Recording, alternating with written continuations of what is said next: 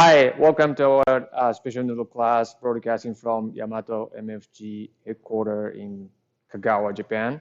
And we're talking about miso ramen today. And my name is Akirami, and I'm going to be host today. And this is Megumi. So she's going to be making ramen noodles like from scratch. And she's actually covering customers, like supporting customers like from North America primarily. So like if you guys are joining us like from North America, you may be interested in talking to her pretty soon. And um, before we start talking about ramen noodle, like miso ramen noodles, just for those be like food. And so today's agenda is like, so before we talk about what miso ramen is even, I think we should talk about what miso is like for those of you like who are not really familiar with it. And we're going to talk about what kinds of noodles that are suitable for miso ramen. And we're talking about ingredients and noodle making processes.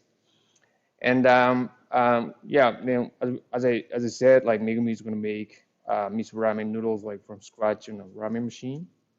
And we have a school instructor in our kitchen. We're gonna go there later, and he's gonna show us a few examples of miso ramen dishes. And we're gonna finish it off like with the FAQ sessions. So if you have any questions during the course, just feel free to send us some questions in the comments. Okay, so before we start talking about miso ramen, so like I just want to just touch a little bit of like what ramen is. Like ramen, so ramen is like being rapidly like growing across the world. And even though it has like only like 100 years of like history, it's been like evolving fast in Japan, and every year like we see like something new, some like new types of ramen emerging in the market, like industry.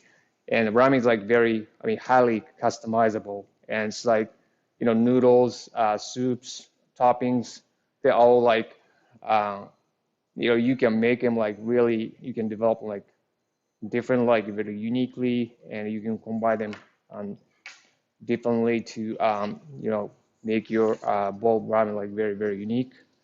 And ramen has like something that like drives people crazy. So like it's people just like just keep going back to this ramen shop like every like three times a week. And like so that's something that's been like, that's one of the sources that's been like kind of like driving ramen as top Japanese cuisine. So if it's like it's your first time like learning about ramen, it may be like a good time for you to start like thinking about learning more about ramen and ramen businesses.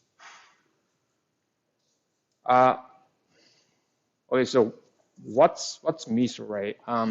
So before we talk about like miso ramen, so like I think we should like touch a little bit on like what miso is. And there are many types of miso like produced in different regions in Japan. They can categorize by the ingredients, taste like sweet and salty, and some color. There's like red, white, etc. So miso is like a very familiar seasoning to Japanese. It's got a history of like 1,300 years. And many Japanese like grow up drinking a bowl of miso soup with the steamed rice for breakfast every day. That's a bit old fashioned, but miso is widely used in Japanese cuisines.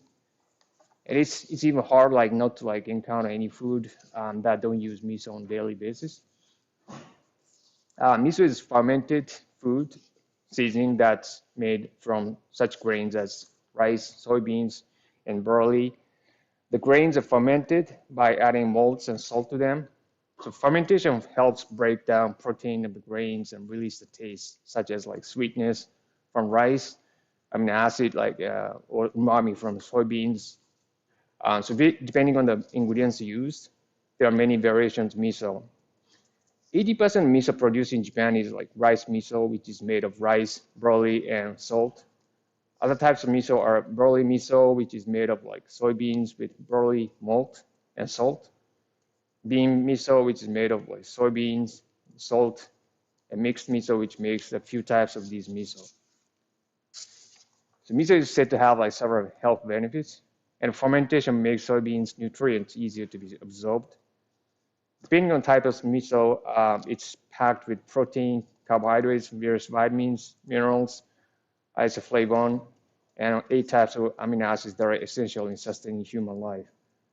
It's said to suppress rise of cholesterol, reduce the risk of getting various cancers, and help generate substances that increase antioxidants that fight aging, and etc. So, yeah, it's just like I think you should Google it, like to know more about like the benefits of miso, and you can talk about it like on your menu, and then kind of like educate your customers with it. And before we talk about, I think what ramen, miso ramen is. I think for some of you, I think many of like know what ramen soup is, but like I think we should talk about like what ramen is like. So ramen soups like consists of like 3 components. So base broth, but that's made of like pork bones, for example, like chicken, seafood, some kind of seafood clam, like some dry fish, vegetables, and others, and then oil. So vegetable, like for example, vegetable garlic, leek, chili, like seafood, animal types of oil, and other types of like ingredients that are used to make this oil. So basically, like oil like adds aroma, like smell, like flavor to the ramen soup. And base broth is basically like bland, like it's got like really good essence of like pork ingredients, pork broth, chicken broth, seafood broth, but by itself like doesn't, it's blunt, like doesn't have like much taste per se. But motodare, that's like a base sauce, which is basically like 3 basic types, like miso, shoyu, and shio. So this like motodare is like what adds the taste and flavor to the base broth, and sort of like completes the ramen soup. So so today like we are talking about miso, but like the next week we're talking about shoyu, and then in the week after next week like we are covering shio. So like we're gonna be covering 3 basic ramen types this month. So what's miso ramen, right? So miso ramen, so the most famous miso ramen, maybe like Sapporo miso ramen, just developed by the owner of like bistro in Sapporo City, Hokkaido in 1955. So in Hokkaido, the standard ramen was tonkotsu shoyu. This was the mainstream, but this guy added miso paste instead of shoyu to tonkotsu broth. Since then, there's been many ramen shops serving variations of miso ramen. And now there are so many miso ramen shops that are famous for the miso ramen. And like Sumire is the name of ramen shop. That's probably the most famous ramen, Sapporo miso ramen shop in Japan. And there are many others like that are trending, that new ones. It's like they are spicy, like hot miso ramen shops that are trending, like Hikambo, like Nakamoto, and others. And there are also like many other like regional miso ramen shops which feature different types of locally produced miso. They come with toppings, side dishes, etc. that go well with each miso soup, which makes them unique. So by blending different types of miso, it's fun to create a unique taste and flavor. And miso is something that goes well with so many ingredients that is like, it's very versatile seasoning. This is why miso is like one of the basic ramen types. And I came across like the other day, like some ramen shops like developed miso ramen that's, by using anglerfish flavor. And it just sounds great. Like it just sounds like tastes very good. Like, just think about like just anglerfish liver with miso. That sounds already good. So it's very easy to work with, like, and then it's very, you can go really deep, like in developing like unique miso ramen soup products. Okay, talking about some noodles that are suitable for ramen, miso ramen, and we use this chart to describe different types of ramen noodles and different types of noodles. And basically, the horizontal line represents the so how much water is contained in noodles. So less water, the harder the noodle texture. Vertical line is protein content of flour that's used to make these noodles. Then on the right side, you have like noodle size, and then like vertically, starting from top, like that's 1.0 millimeter, down to like 5.0 millimeter. And looking at the particular type of noodles, like that's on the left top corner, like that says like Hakata ramen, that's in green circle. That's low in protein content, high moisture content, and that's high in like protein content flour. So that's hard noodle. But for the size, that's 1.1 millimeter and 1.3 millimeter. So that's thin, hard noodle. And for yellow, big yellow circle, like that says like tsukemen, the dipping noodles, that's high in hydration ratio, like moisture content, but low in protein content flour. So that's soft noodle, but like for this noodle size, it's between like 1.5 to like 3.0. So like that's thick noodle, like so that's thick and soft noodles. And so you could have like noodles that are like thick and hard, but it's not going to be a good combination for noodle texture. Like it's just going to be hard to eat. So you see the pattern here, like so like either like thin and hard, or like thick and soft, or like somewhere in between. For the miso ramen though, it's relatively high in moisture content and then low in protein content flour.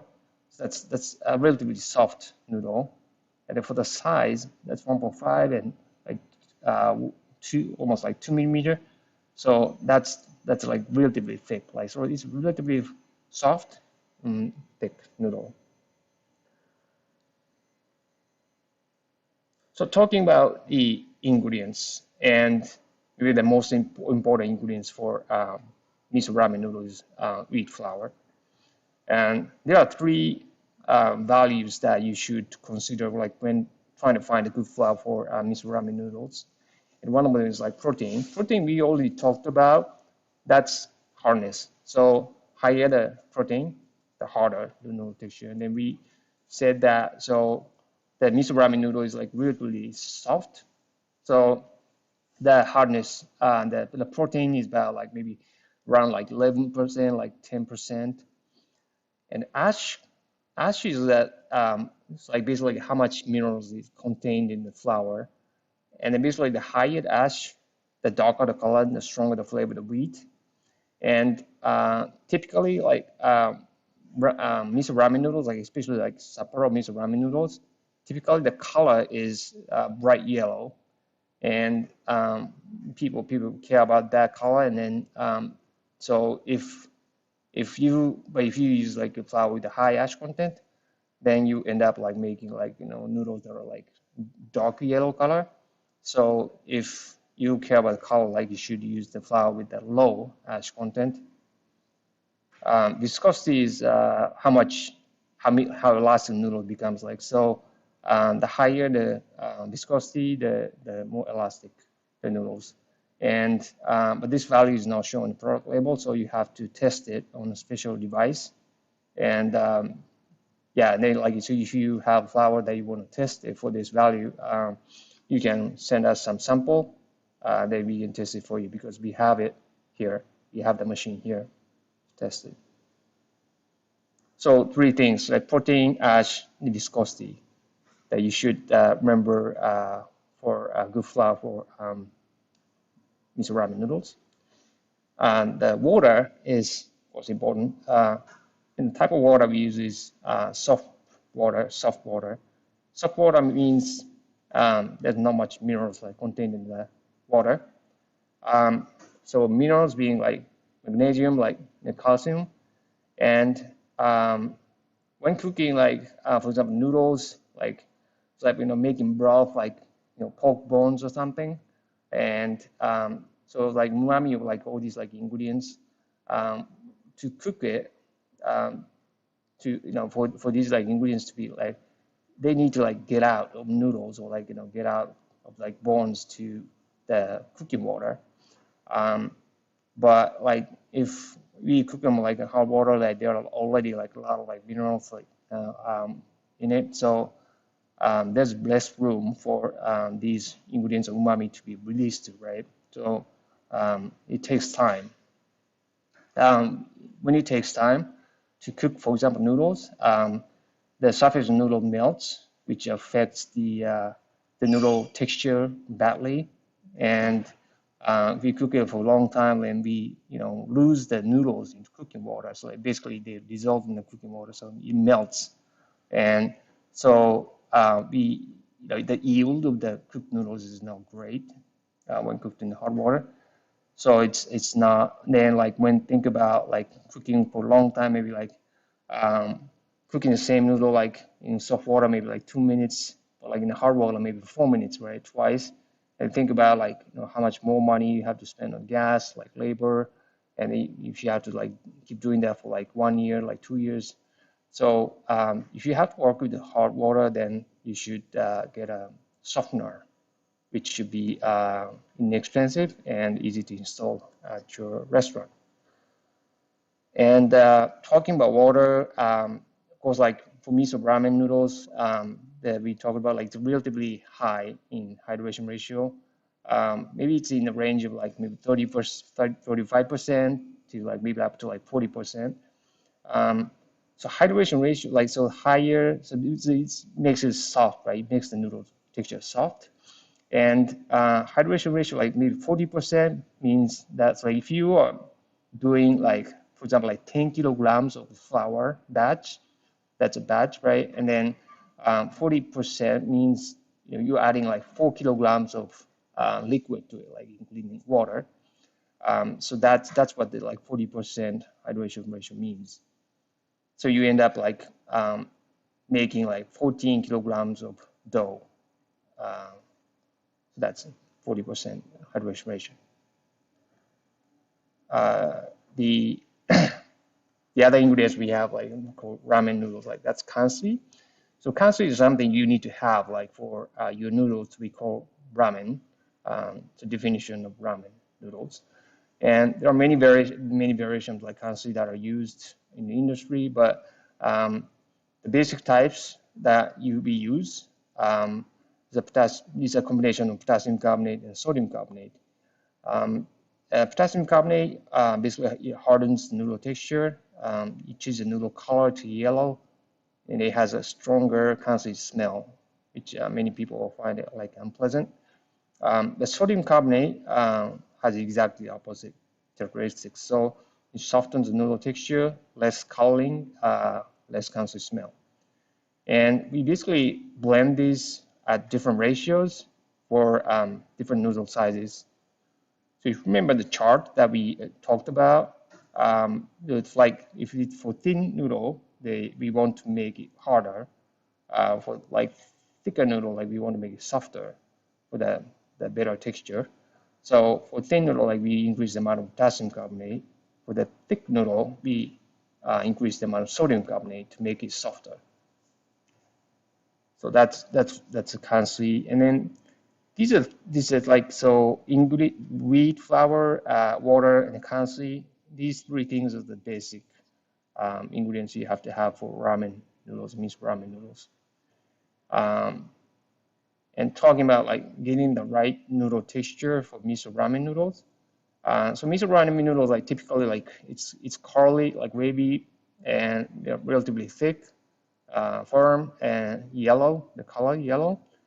And so this is the exact recipes that we're gonna do for the production ramen, miso ramen noodles today. But like for the solid ingredients, we have flour with a protein of like 11%, ash like 0.34%. That's really low. Ash, gluten. So gluten is it's a pure extract of gluten that makes the noodle texture harder. So we add a little bit of it, like 1%, and egg white. Egg white is kind of like it helps the noodles retain its texture like longer in hot soup. So if you want to keep the noodle texture like longer in hot soup, like you add a little bit of it, like just 1% to the weight of flour. Liquid, so 38% is the hydration ratio. So inside 38% we have like water 35.2%, calcium 1.5, salt 1% to the weight of flour, pigment 0.3%. So these three ingredients are dissolved in the water before we add it to the flour in the mixing. For the size, noodle size, so width, that's 1.7 millimeter, and thickness 1.5 millimeter, and then we make them wavy, curly. So production processes of miso ramen noodles, and this slide just kind of describes like how we make dough, and the most important part of like on this production process is that like the number 0, like weighing of ingredients, right ratios, and we weigh each ingredient like by weight, grams, like kilograms, pound, and we don't go by volume because the weighing of ingredients like are more precise. So we want to produce the same quality like over and over, like you have to have like consistency of the quality. So we always go by weight. And mixing, so like we add like solid and liquid ingredients and then mix it in the mixer, and then it's so in the mixing process, like so what's happening inside mixer is that like it's the phenomenon called like agitation granulation process, and so each flour grain like kind of come together and like kind of to create like kind of crumbles flour as it's mixed with the liquid, and then so over time like it just kind of crumbles, like gets bigger and bigger, and then that's what's happening inside mixer. And so in the process, like we are trying to build like good web-like gluten structure. That's shown the image on the top right corner. And then after that, we put the dough in the plastic bag and then let it sit at room temperature. We call this process like resting process, and so that kind of helps build the like good gluten structure inside the dough. For the rest of the process, like I'm gonna explain like when we actually make noodles in the ramen machine. And so after like we make dough, all we have to do is just thin it to the final thickness, and then cut it and portion it, and then rest it again. So like after we make noodles, we put them in a container and then like put in the fridge, and then the noodles are kind of dry over time and like lose moisture, and then the color becomes translucent, and then the texture becomes tighter. So that's the third resting process, and cooking and boiling. So this is the noodle making process. And again, like getting the right noodle texture. So the shape of the noodles like is also important, and so like the shape, what I mean by that is like the width and thickness. So thickness, like so standard size, like standard shape is like width is always bigger than thickness, and because like the boiling water like soup like kind of gets absorbed from the cut surface of the noodles, so that's like rough surface of the noodles, and then that's where the like boiling water and like soup comes in.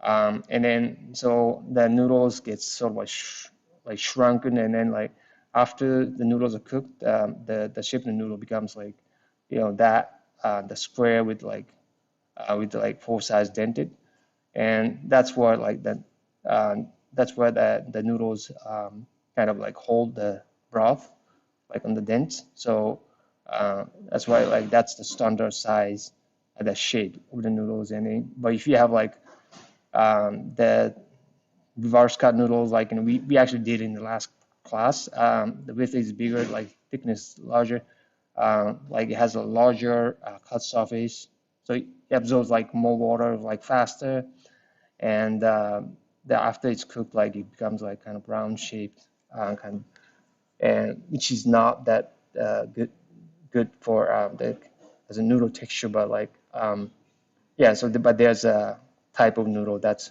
like reverse cut noodles. So just like think about like what kind of noodle texture like you want your like customers to experience, and like when you are making like thinking about like creating recipes and like the size of the noodles. Before I go, like I just want to touch a little bit on like kind of profitability of like homemade noodles.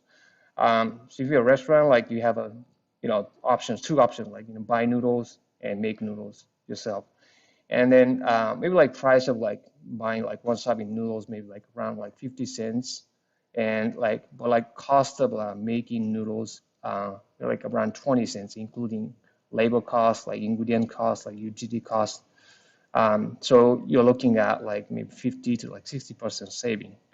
And not only that, like you're making like unique products that like make you yourself like a standout like from other restaurants, and you have total control basically to put any ingredients you want, like you want to you can make healthy products, the unique noodles that like no one else is offering.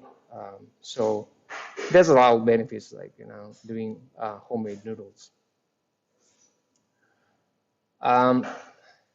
So before I go out of these slides, I just want to like kind of touch on, because like we've been doing this like online class like for a while, but like bad thing about like doing this class is that like we can't like let you guys try noodles or like the whatever ramen like udon dishes that we make during this class. And then but we want to like we'll try to like make our best to like kind of make them available for you. So we have like 3 locations: Singapore, New York, Amsterdam, Holland. And if you're interested, we want to make these noodles available to you. So, and then if you are kind of located nearby, let us know like if you're interested in like kind of like checking out the private demo, and make fresh noodles there, and then like that kind of noodles that you're interested in, and you can take them home, like try them. And so we'll want to try our best to make them available to you guys. So if you're interested, yes, please contact us for more information. Okay, and I think we're ready to start making noodles. And so first, so we have ingredients, and this is a flour that we talked about, right? And then so this kind of brownish powder is that's gluten. That's a gluten powder. And then this is the egg white powder. In Japan, we use eggs in powder form, but if you don't have access to it, like you can just use fresh eggs. But you have to treat it as more as liquid than the solid. So water, and then salt, that's 1%, and kanshi. So kanshi, this one is calcium carbonate, sodium carbonate, that's 60%, 40%, 1.5% to the weight of flour. And then this is the pigment, 0.3%. So these need to be dissolved in the water before we add it to the flour, the mixing.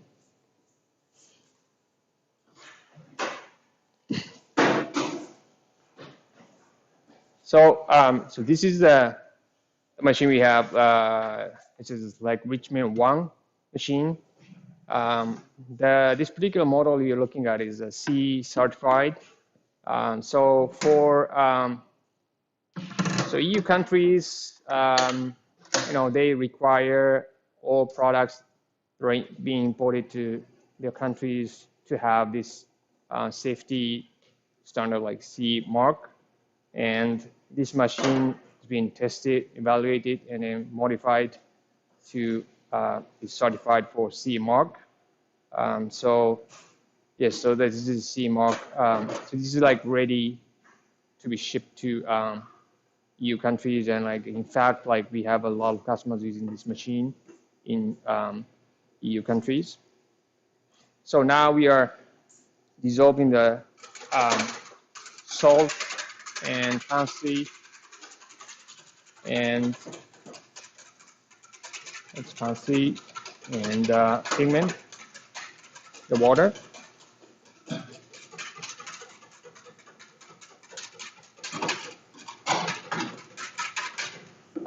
So it's important that you need to like dissolve all these ingredients thoroughly before you add it to the flour.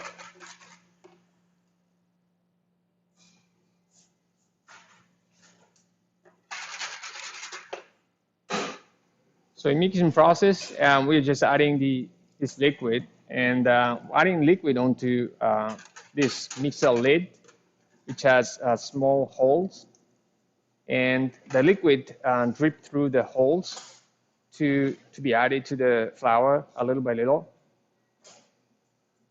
The reason we are doing it this way is that like because we don't want to add like the liquid at once. Otherwise, like we're gonna have like some parts of the flour that's like a lot wetter than the other parts. But like the purpose of like good mixing, like in good mixing means that like good hydration flour.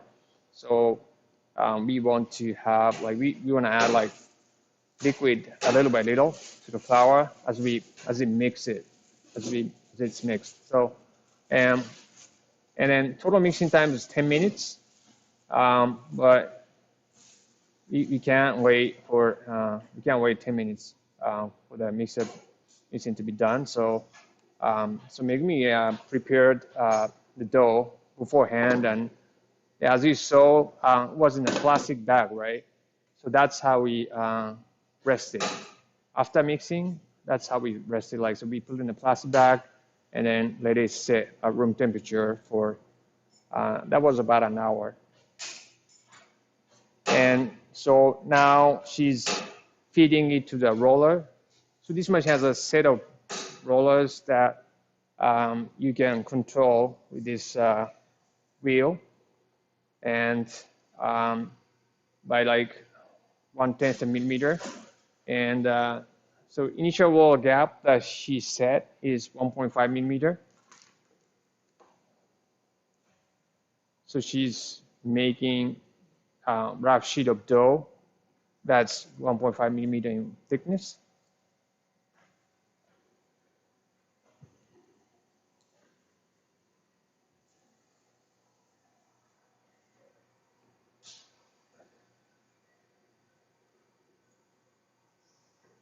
So as you can see, the dough is very yellow.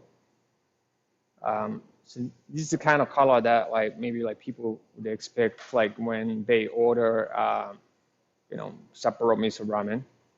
And if you add like eggs, I think it wouldn't bring out this bright yellow color. And if you're using flour that has probably like higher ash content, as we talked about, the color will be like darker yellow. So you should have proper ingredients to make these noodles.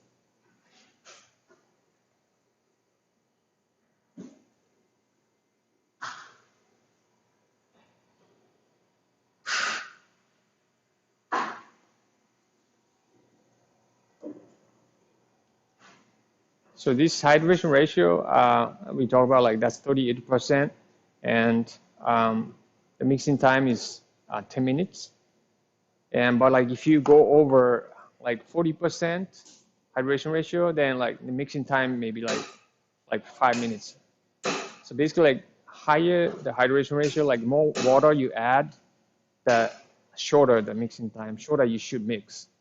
And for example, like Hakata ramen noodles, that's like low hydration ratio noodles. The total mixing time is like 15 minutes. So the less water, the longer you have to mix.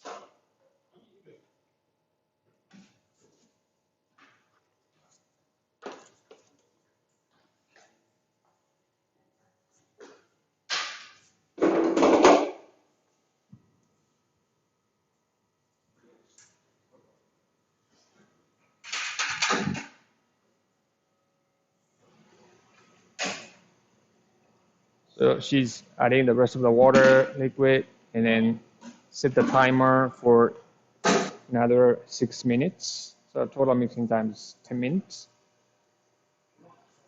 And she continues on the sheeting.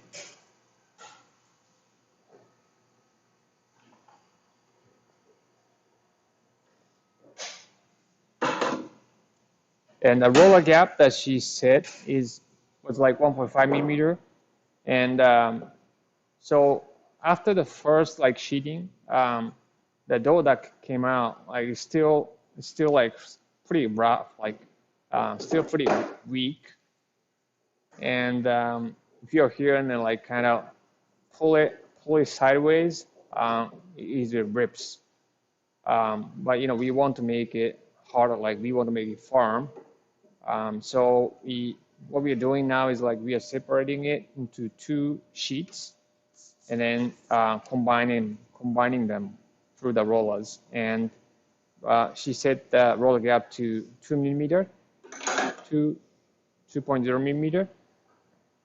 And the reason for that is, so it was like 1.5 millimeter each, and then we are combining them. And so that's 1.5 plus 1.5 millimeters, like it's the equivalent of like 3 millimeter dough that's going in to the roller, right? And if it were like 1.5 millimeter roller gap, then that's too much, too tight. That would like damage the like gluten structure inside the dough.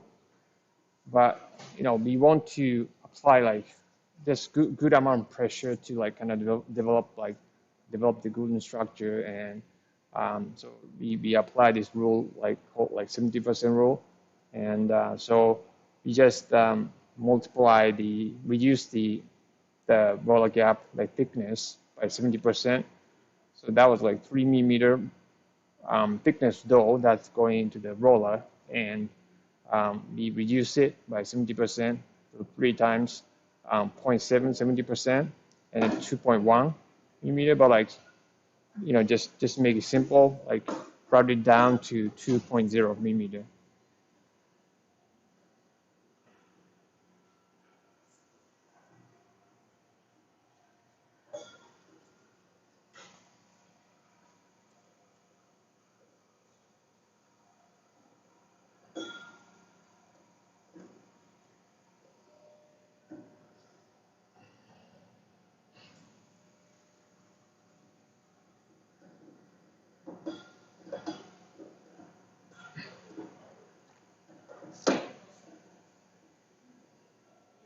So now it's going like to 2 millimeter roller gap, and next round we usually do this compounding process like twice, one time to twice, like depending on the recipe of the noodles. Like for the second time, that was like 2 millimeter, and then like we are separating it into 2 sheets, and so each sheet is 2 millimeter, supposedly like 2 millimeter in thickness, and like we compounding them, and it's like 2 plus 2, 4 millimeter equivalent of the dough is like going through the roller. So again, like 70% roll, 4 plus times like 0.7, like 2.8, and round it up to 3.0 millimeter. So she set that roll gap to like 3 millimeter. So after the dough comes out, and up to this point, like we wanted to combine the dough together, right? But like from this point on, we don't want the dough, the sheet of dough to stick together. So we start dusting on the dough sheet. So we turn on the automatic duster, and of course, the more water the noodle contains, the more you have to dust to keep it from sticking. So you can control the like dusting volume.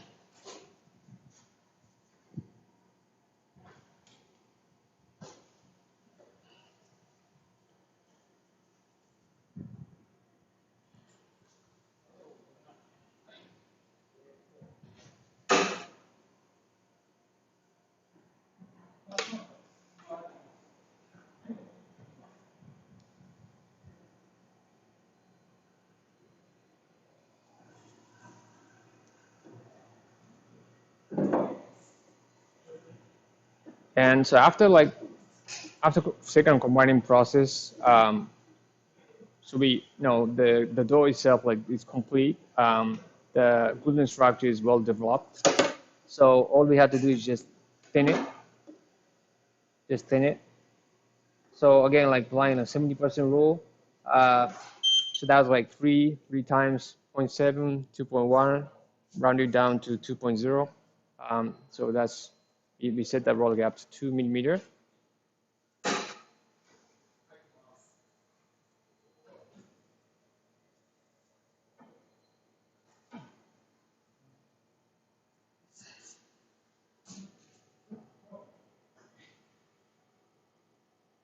And this type of noodles is considered medium hydration ratio noodles, and high hydration ratio noodles, like over 40% hydration ratio.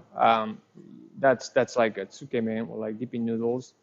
We did it in the other class, and like some other types of noodles like udon or like soba noodles.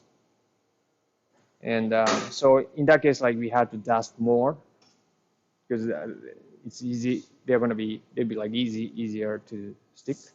And low hydration ratio noodles, like less than 30%, Hakata style ramen noodles, tonkotsu ramen noodles, we probably don't have to dust because like they're pretty dry, and you know, and now she's measuring the actual thickness, and then after it came out like 2 millimeter roll gap, that's like 2.7 millimeter. So actual thickness is bigger always because it bounces back like after it's gone through the roller gap, the rollers, and so there's a difference of like 0.7 millimeter, and so we rolled it again like 1.5 millimeter.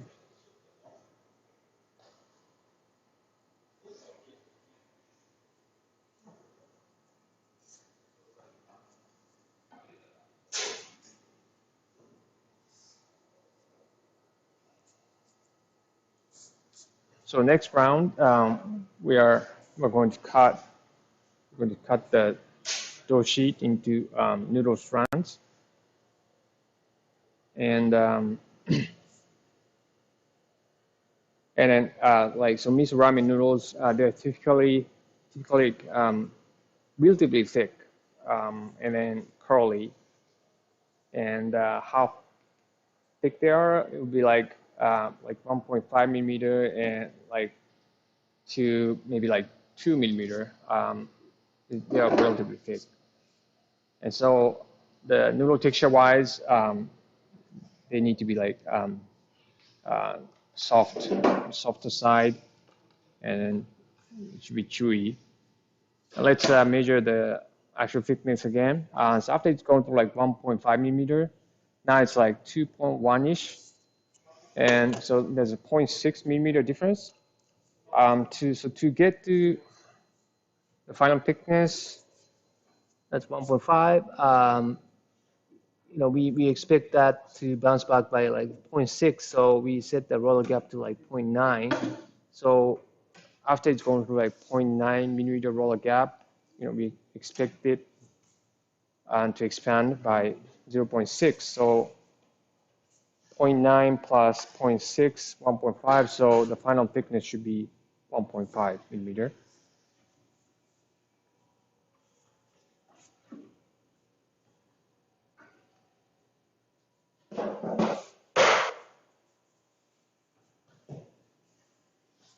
So the kind of cutter we use is this kind of like sliter cutter, so that like the sheet of dough like go through between these rollers, like kind of sliters, and then like the dough comes out the other side, and like because we won't make them curly, like we set these kind of pots, they're like kind of silicone plates, and it's like dough, like noodles like stuck in between the silicone plates, and they get like kind of squeezed out, and then in the process they become curly.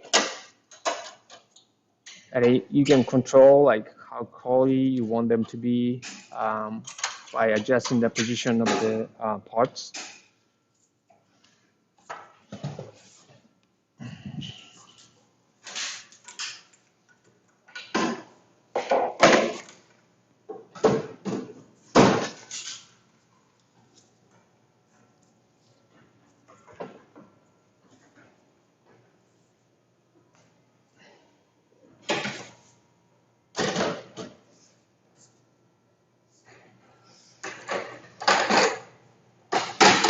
So we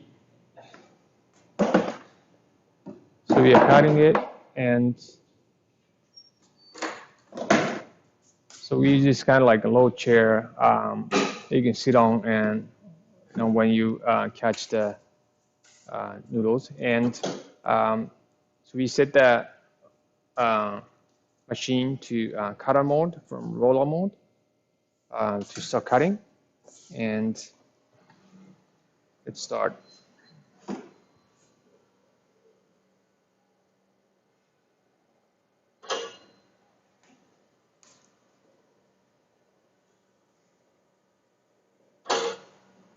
So noodles are coming out, and the noodles, because like they're curly, they sort of like stuck in the between the silicone plates like for a while, and before they come out.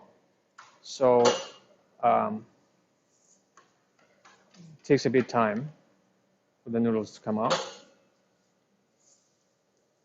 but as you can see, like the noodles like very curly, like wavy, and you can make them lighter. You can make them the like so like wavier.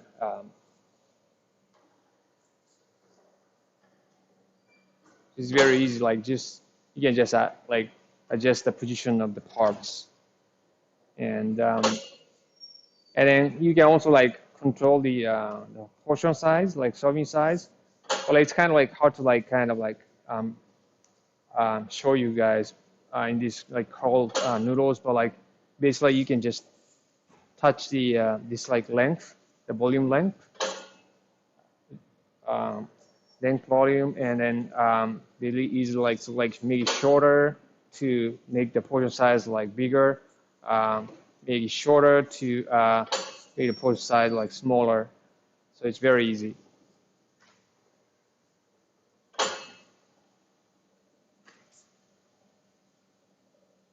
Yeah, so that's how like miso ramen noodles are made, and it's very easy.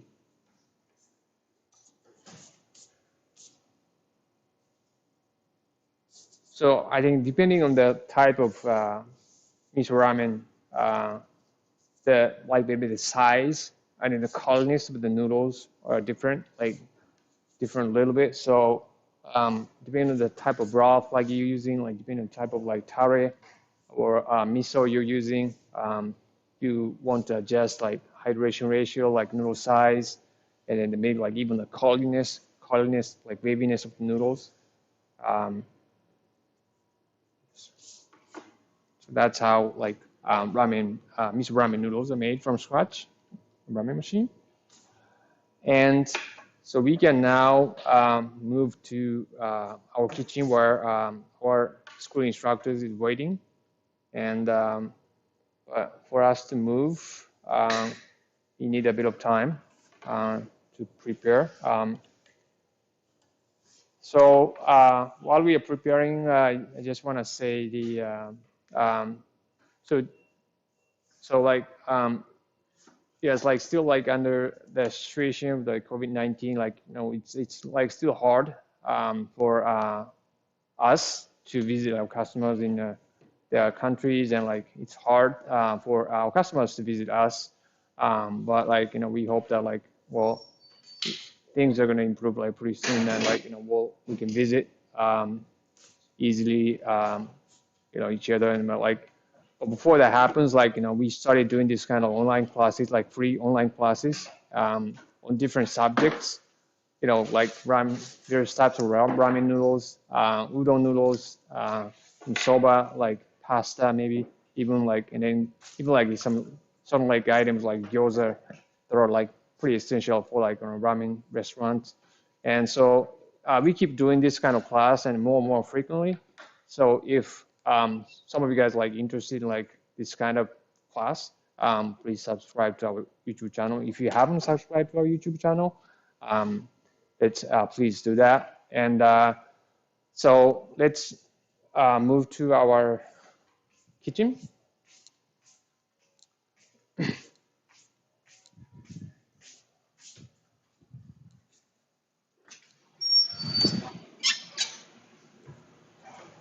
Okay, so this is our kitchen, and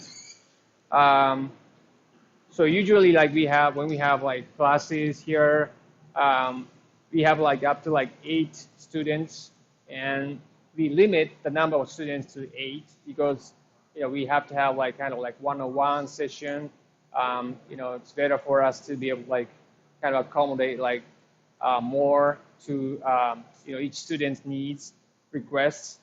So basically, like how our noodle school like work is that like because like each student had like his or her own like ideas like for what kind of ramen, like what kind of udon they want to serve.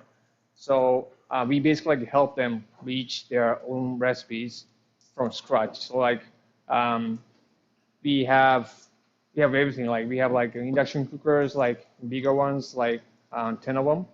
So each induction cooker is like be cooking like different ingredients individually, like in the pots, right?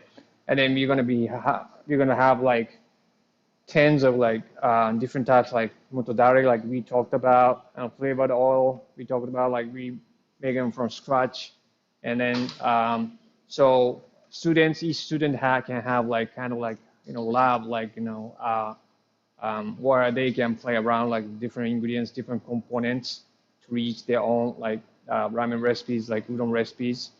And so that's what we provide. And so basically we teach the basics. We also like teach how to apply these basics and principles to create your own bowl ramen or like udon. So we hope that like you guys will like join us like pretty soon for our ramen school, like udon school here in Kagawa, or like in Tokyo or even in Singapore. And so today we have 2 instructors, and first Mr. Ikeda. Mr. Ikeda is like has strong background in Chinese cuisine, and then he joined us like several years ago, and been teaching udon school and ramen school in Kagawa headquarters. And because he has like background in Chinese cuisine, which is like related to like ramen, and so let's say he could like teach like such things as like items like gyoza as well, like, which is like pretty essential part of ramen cuisine. So yeah, for those of you like who are interested like starting up like ramen, restaurants, please feel free to like send him like questions. And so thank you, Mr. Geda. Mr. Takeuchi, so he's from Vancouver, Canada, and so like he's a native speaker in English, and and he has a background in Japanese cuisine, and we're lucky to have him kind of teaching this class, and then like he's going to show us the 2 examples of like miso ramen, and so I'll just, and he's going to take it from here, so I'll pass it to him. Thank you.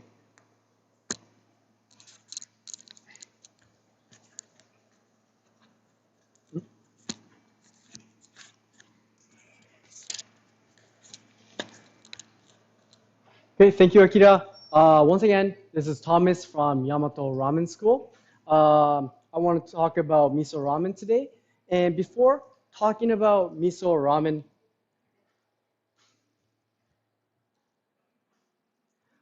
I want to talk about the miso itself. So miso is made with soybean, grain, some sort of grain, salt, and koji mold. So this is the key to miso, because this koji mold is a fermentation starter. So by mixing these 4 ingredients and letting it rest for a certain period, it becomes miso. Now that miso is explained, I want to talk about the types of miso. The first type of miso is rice miso. This is the most common type of miso in Japan. And obviously, the mixture will be soybean, rice, salt, and koji mold. And there are 2 different types of rice miso. One is red miso, and another one is white miso. And the difference is the amount of soybean and rice. So red miso, darker color, has more soybean, and white miso has more rice. Okay? And the example is right here. This is white miso, and this is red miso.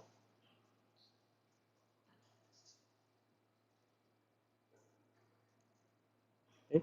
And the red miso usually has a stronger miso flavor, and it's a little bit sour and saltier. And the white miso is usually more mild and sweeter. And it's easier to eat, the white miso. And the second type is barley miso. Obviously, barley miso, the ingredients will be soybean, barley, salt, and koji mold. And number 3, soybean miso, is going to be just soybean, salt, and koji mold. And lastly, mixed miso is just a mixture of these about 3.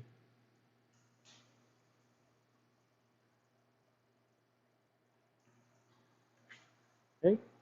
And now that types of miso is explained, I want to talk about how to choose your miso. So when you're choosing your miso, one way is to choose by the color. So if you darker color miso usually has a stronger miso flavor. It just has a unique taste to it, and it's a little bit sour, saltier. And lighter color miso they're usually milder and a little bit sweeter. So if you're not used to miso, go for the lighter color. And when you want a stronger miso flavor, just go for a darker miso. Okay, so now that miso is explained, I want to talk about the miso ramen. Okay, ramen soup is made with broth mixed with flavoring sauce. This seasons the broth, and flavored oils added for the aroma. So ramen soup is usually a mixture of these 3 elements. So for miso ramen, the broth is usually pork broth or chicken broth. It can be any kind of broth, but these 2 are the most common type of broth used for miso ramen. And second one, flavoring sauce. So the flavoring sauce is a mixture of all sorts of seasoning. There's all sorts of ingredients. So most ramen shops, they usually keep their motodare flavoring sauce recipe secret because that makes up their ramen taste. And for miso ramen, it can be a red miso based motodare, or it can be white miso based motodare, or it can be spicy miso motodare. And obviously the spicy miso motodare is the motodare for spicy miso ramen. Okay. And next, flavored oil. So miso ramen, flavored oil will be, it's usually pork fat, and it can be flavored with garlic, ginger, or leek. It can be anything. But in general, miso ramen uses pork fat for the flavored oil. Okay, next, for the noodles, for miso ramen, they usually use thick, wavy noodles. These thick, wavy noodles, they have a unique texture. And usually that waviness, it picks up the soup more, so the soup and the noodles pair up nicer. And for the toppings, toppings can be anything, but miso ramen usually has a lot of vegetables in miso ramen. So personally, I think miso ramen is one of the healthier choice of ramen because it has more vegetables in it. And some of the common ingredients are chashu, cabbage, carrots, bean sprouts, garlic, leek, green onion, and butter.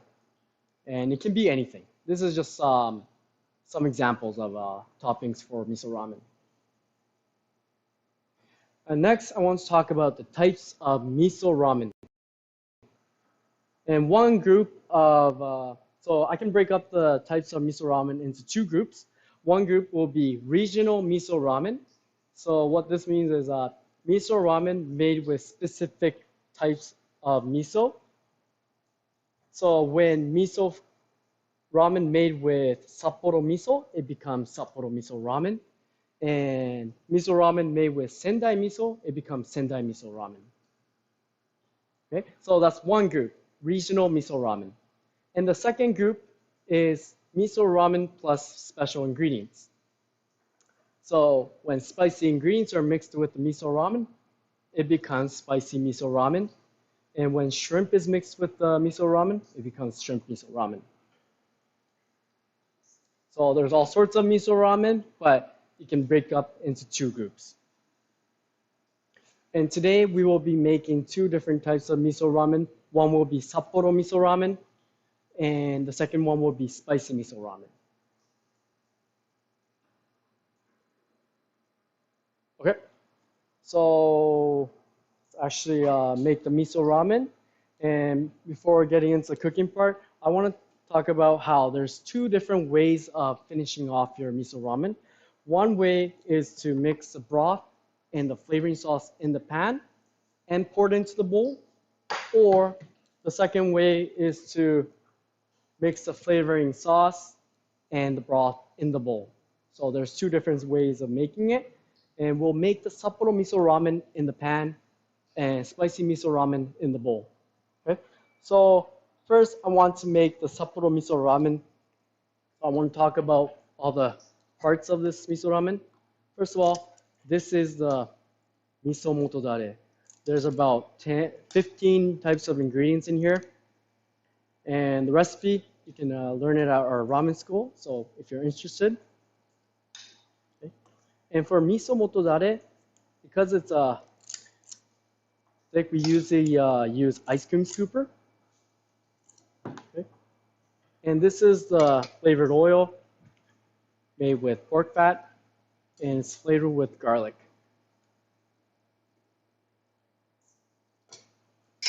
Okay. And for the toppings, we have cabbage, carrots, bean sprouts, corn, butter, leek, soft-boiled egg, and chashu, and some seaweed. Okay, so let's actually start cooking the miso ramen. So we're gonna start off with boiling the noodles.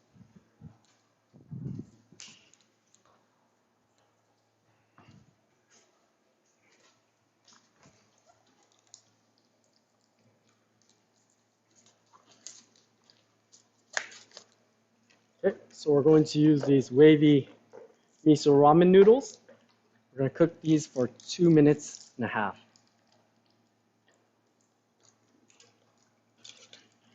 Make sure the boiling machine is rapidly boiling. And when you put in the noodles, for the first 5 or 10 seconds, make sure to mix. And start the timer. Okay. While the noodles are cooking, we're going to start preparing the topping and the broth.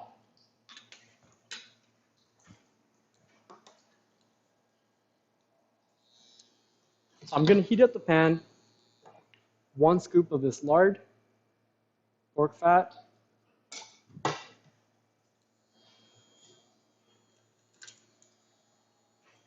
and put this cabbage, carrots, beef sprouts into the pan.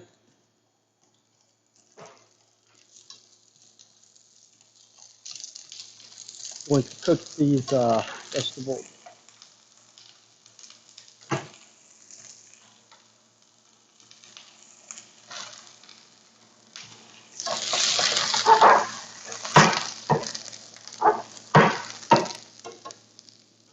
And I'm going to lightly season these vegetables with salt and pepper.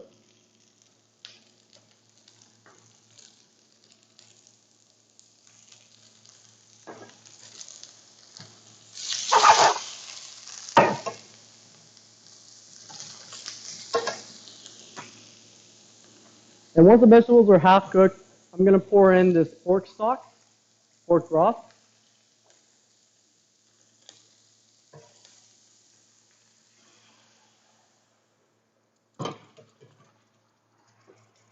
And 1 scoop of this miso motodare.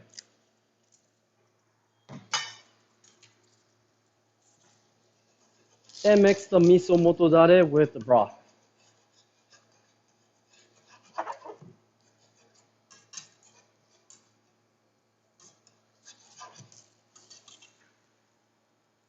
And Sapporo miso ramen is usually prepared in a pan like this.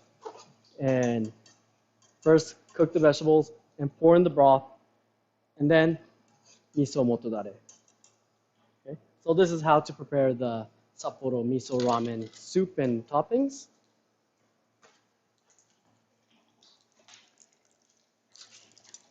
The noodles are almost ready.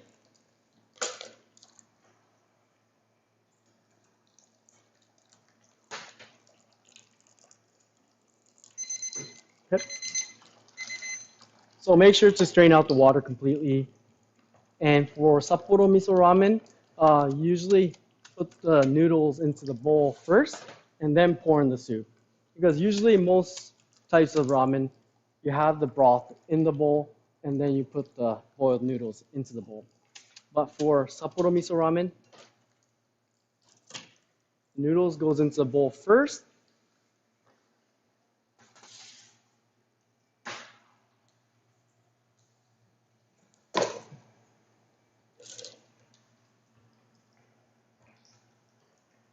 And pour in the soup. I like to pour in the soup first and then use a tong to put the vegetables in the middle.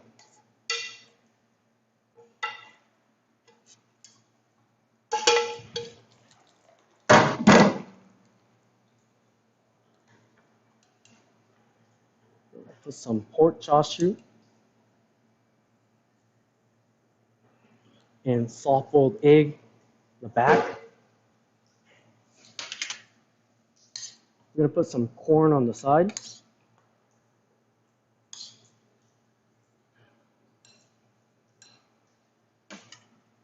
And top it with some thinly sliced leek. Another unique characteristic of Sapporo miso ramen, you put some butter.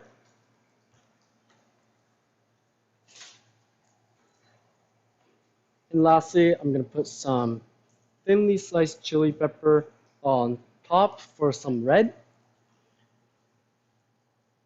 So this is how to prepare your Sapporo miso ramen. Sorry, I forgot to put the seaweed in the back. So I'm going to put 2 sheets of this seaweed. Make sure there's a shiny side and the rough side. So make sure the shiny side is facing the customer. I'm just going to slide it in the back. So this is how to prepare your Sapporo style miso ramen.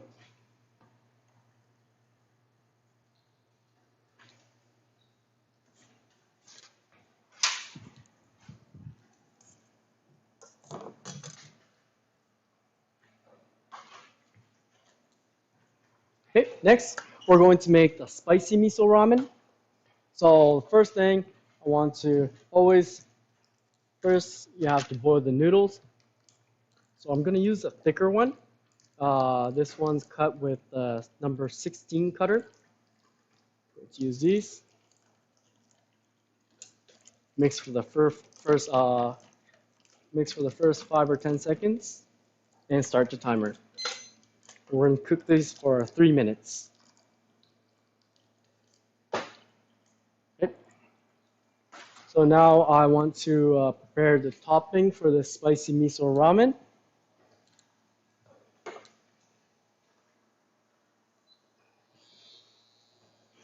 I'm going to make some spicy bean sprouts. So pour in a scoop of this lard, bean sprouts.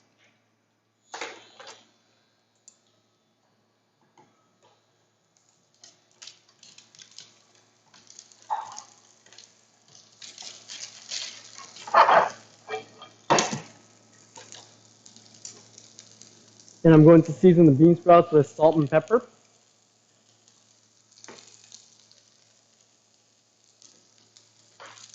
And some chili pepper.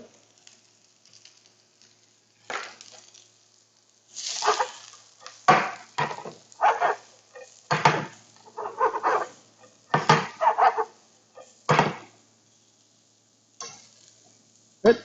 So that should be good enough. I want to keep the bean sprouts still crunchy, so that should be good enough. Okay, let's prepare the flavoring sauce for the miso ramen. Because it's spicy miso ramen, we're going to use spicy miso motodare. Okay, so I'm going to put 1 scoop of this spicy miso motodare.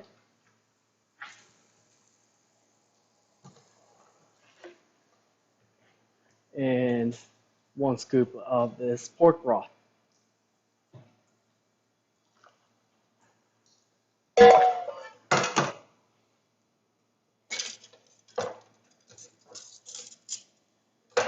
Let's use a whisk to mix the motodare and the broth together.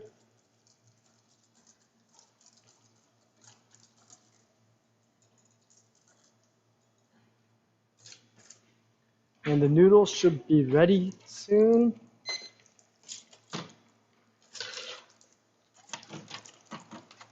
Okay, noodles are ready. Make sure to strain out the water completely. This water is going to dilute the soup, so completely remove the boiling water completely. Okay, put the noodles into the bowl.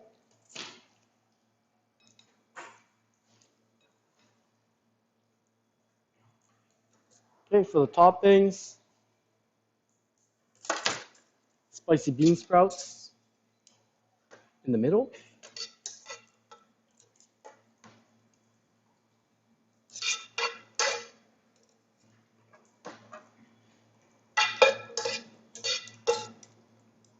Try not to overcook the bean sprouts. It's going to be too soggy.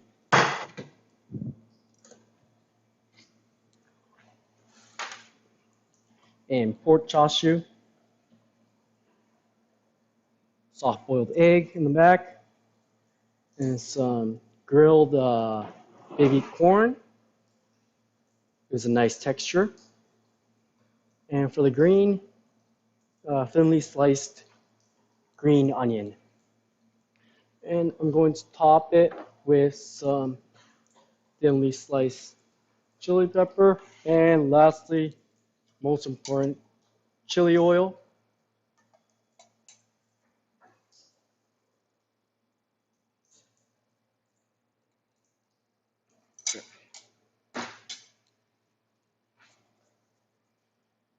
I'm just gonna wipe the side.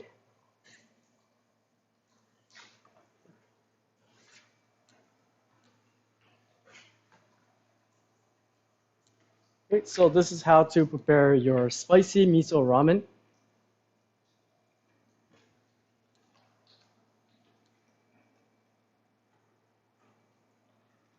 And Sapporo miso ramen on the side.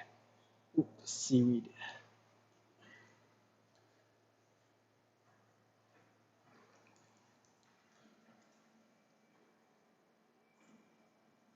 Translucent. Okay, so we have a question: how to make the noodles translucent? So a little bit. When you want to make your noodles translucent, you want to bring the hydration level higher. So ramen noodles you can make with the noodles with 25%, low as a 25% hydration level to up to 45% hydration level. But when you have higher hydration level, that means more water into the noodles. Usually makes the noodles a little bit more clear and translucent. And also, if you age your noodles, that allows the noodles to be a little bit more translucent as well. So after you make your noodles, just store it in the fridge. Make sure you cover it so it doesn't dry up. You cover it and let it age for at least 3 days. And that's going to make the noodles a little bit more translucent. Okay.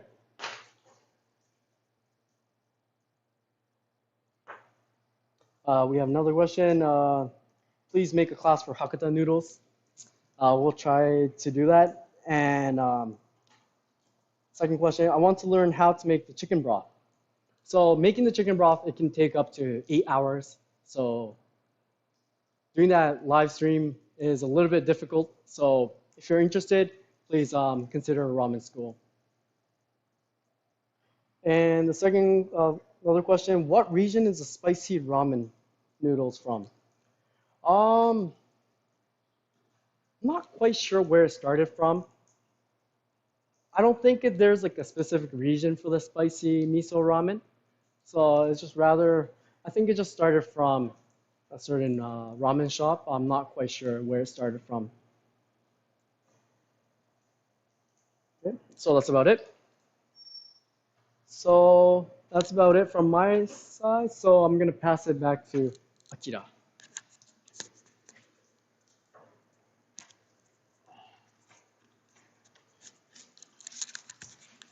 Great, thank you, Thomas. That was great. So for those of you who are serious about learning about ramen, like udon, soba, it's under the situation with ongoing situation with COVID-19, it's been very difficult. It's still difficult for us to for you guys to travel to us, to take classes in person, physically.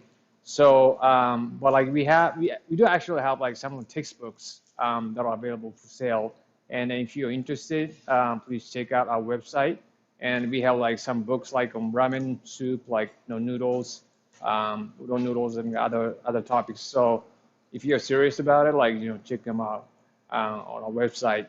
And so it's very exciting to announce that we are doing the online noodle ramen classes, free ramen classes on next week on shoyu ramen. And the week after that on shio ramen. So these are two basic types that we are doing.